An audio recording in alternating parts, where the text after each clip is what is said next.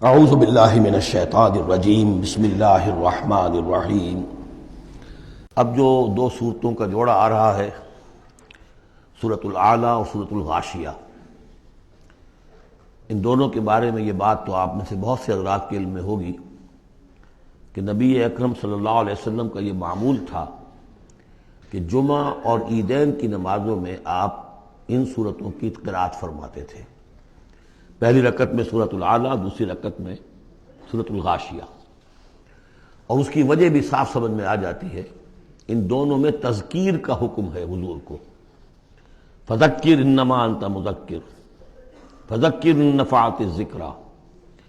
تو چونکہ جمعہ اور عیدین میں خطبہ ہے، باقی نمازیں جو ہیں وہ تو صرف قرآن پڑھا جاتا ہے، لیکن یہ کہ جن نمازوں کے ساتھ خطبہ ہے اس میں وہ تذکیر ہے، یاد دہانی ہے، اور اس کے حوالے سے پھر یہ صورتیں جو ہے حضور نے صلی اللہ علیہ وسلم ان نمازوں کے لیے گویا کہ منتخب کی۔ سبح اسم ربک الاعلیٰ، پاکی بیان کرو اپنے اس رب کے نام کی جو بہت بلند و بالا ہے۔ نام کا لفظ یہاں کیوں کہا گیا؟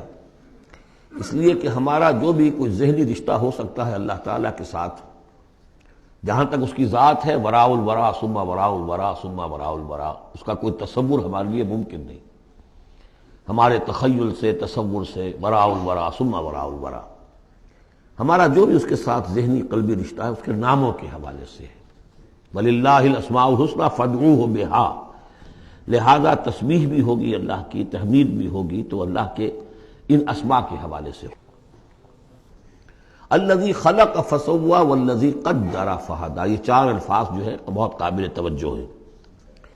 جیسے کہ اس سے پہلے ہم پڑھ چکے ہیں کہ تین الفاظ میں تخلیق کے عمل کو اللہ تعالیٰ نے واضح کیا تقسیم کرتے ہوئے، هو اللہ الخالق البارئ المصور۔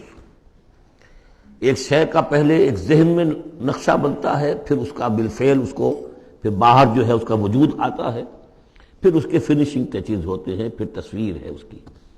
الخالق الباری المصور، یہ سورہ حشر کے آخر میں جو اسماء کا گلدستہ ہے سب سے بڑا قرآن حکیم میں، اس میں آخر میں یہی تین ہیں۔ یہاں چار الفاظ ہیں، خلق فسوا۔ اس کو ہم یوں سمجھ سکتے ہیں کہ ایک ہے کسی چیز کا جو اصل حیولہ ہے وہ تیار کر دیا جائے۔ جس کی سادہ ترین مثال یہ ہے کہ بلڈنگ ہے، اس کا سٹرکچر کھڑا ہو گیا، اب اس کے بعد تسویہ ہے، اس کی چھان پھٹک کر کے اور اس کے سنوارنا ہے، اس کو، اس کے اندر ڈیکوریشن ہے، اس کے اندر مختلف جو ہے خوبصورتی کی چیزیں پیدا کرنی ہے، یہ تسویہ ہے۔ تو تخلیق ڈھانچہ کھڑا ہو جانا، اور تسویہ پھر اس کے اندر تمام چیزوں کو بہتر سے بہتر انداز میں فنیشنگ ٹچز دینا۔ والذی قدر فہدی، اب ہر شے کی جو کہ ان دو مراحل سے گزر چکی ہے، تخلیق اور تسویہ کے دو مراحل سے، اب اس کے لیے ایک اندازہ مقرر کیا جاتا ہے، اس کی کیا کیپیبلٹیز ہیں، اس کی کیا پوٹینشیلٹیز ہیں، یا یوں کہیے اس کی کیا لیمیٹیشنز ہیں۔ اب ایک انسان ہے، اشرف المخلوقات ہے، لیکن اس کی یہ لیمیٹیشن ہے کہ وہ اڑ نہیں سکتا۔ پرندہ ہے، چھوٹی سی چڑیا ہے، اڑتی پھرتی ہے۔ تو ہر ایک نوع کی لیمٹس ہیں، ہر ایک نوع کے لیے اللہ تعالیٰ نے اس کی ایک تقدیر، اس کا ایک اندازہ جو ہے مقرر کر دیا ہے۔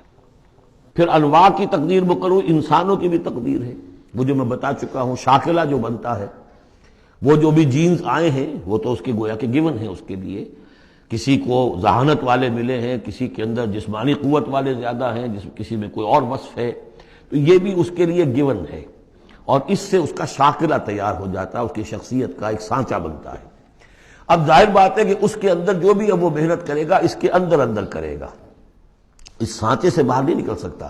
جیسے انگریزی کی کہاوت کہہ لیجئے یا جو بھی اسے کہیں، کہ وہ کہتے ہیں کہ you can't outgrow your skin, یہ کھال جو ہے ہمارے جسم پر چڑھی ہوئی ہے، آپ کتنے ہی موٹے ہو جائیں، میں اور کتنا ہی پھیل جاؤں، لیکن کھال سے باہر تو نہیں نکلوں گا، کھال وہ پھیلتی چلی جائے گی، تو کھال کے اندر رہنا ہے۔ اسی طرح وہ جو سانچہ بن گیا ہے انسان کی شخصیت کا، نیکی کریں گے تو اسی کے اندر اندر کریں گے، بدی کریں گے تو اس کے اندر اندر کریں گے۔ اب اس کی کوانٹٹی جو ہے وہ اللہ تعالیٰ کے ہاں فیصلہ کن نہیں ہے، اللہ تعالیٰ یہ دیکھ لے گا کہ اس شخص کے اندر کتنی کیپیبلٹی تھی، اس کے حساب میں اس نے کیا کیا۔ ایک شخص 100 درجے تک جا سکتا تھا، وہ گیا ہے 50 درجے تک۔ ایک شخص جا ہی سکتا تھا 50 تک اور وہ 50 تک چلا گیا، تو وہ 50 تک جو ہے وہ 100% کامیاب ہو گیا، اور یہ جو ہے ناکام شمار ہو جائے گا۔ تو یہی بات جو ہے میں نے وضاحت پہلے بھی کر دی تھی کہ لا یکلف اللہ نفسا الا وسعها، کسی بھی جان کو اللہ تعالیٰ مکلف نہیں ٹھہرائے گا، رسپانسبل نہیں ٹھہرائے گا مگر اس کی وسعت کے مطابق۔ یہ انڈیویجول سا جو ہے وسعت ہر شخص کی، اس کا شاکلہ، یہ گویا کہ اس کی ذاتی تقدیر ہے۔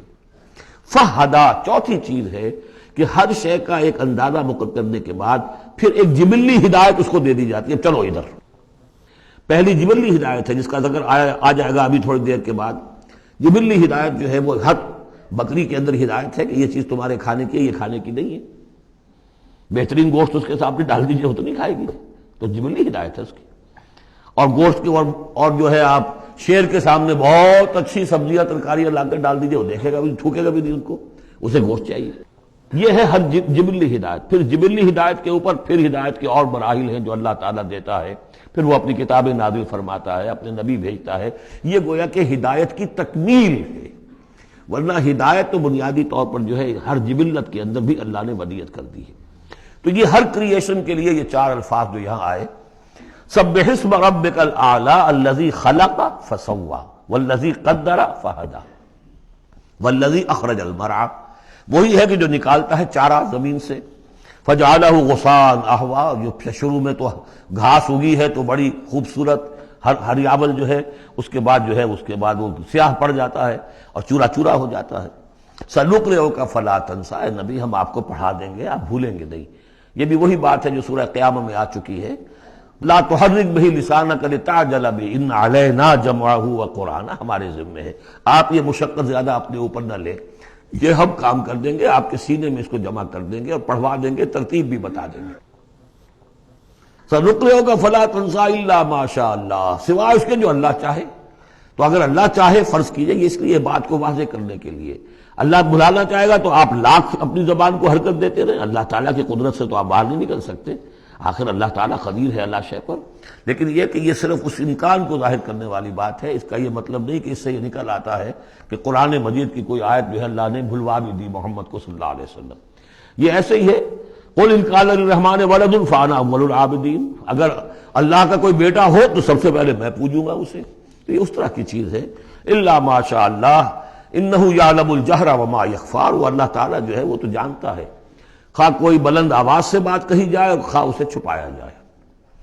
وَنُيَسِّرُكَ لِلْيُسْرَىٰ، اب یہ لفظ یہاں نوٹ کر لیجئے، یہ آگے بڑھ کر ایک مضمون کھلے گا اس سے۔ اور سہج سہج، تیسیر، یسر سے باب تفعیل، آسان کرنا، اور سہج سہج تھوڑا تھوڑا رفتہ رفتہ ہم آپ کو آسان بنا دیں گے۔ کس چیز کے لیے؟ یسرا، وہ بڑی جو آسانی ہے جنت وہاں پہنچائیں گے، اور جو بڑی کامیابی ہے دنیا میں دین کا غلبہ وہاں بھی پہنچا دیں گے، لیکن سہج سہج ہوگا۔ اس کے لیے اپنا ایک تدریج ہے جو ہماری حکمت میں، ہمارے علم میں ہے۔ ویسے ہم چاہیں آنے واحد میں کر دیں، دین کا غلبہ ہو جائے، کوئی رہے نہ دشمن، آنے واحد میں تمام انسان جو ہے اور تمام جنات کو ابو بکر جیسا بنا دیں، ہم بنا سکتے ہیں۔ لیکن یہ کہ ہماری جو حکمت تخلیق ہے اس میں یہی ہوگا، تیسیر، آہستہ آہستہ، اور یہ فلسفہ آگے چل کر بہت کھلے گا۔ صدق اللہ العظیم۔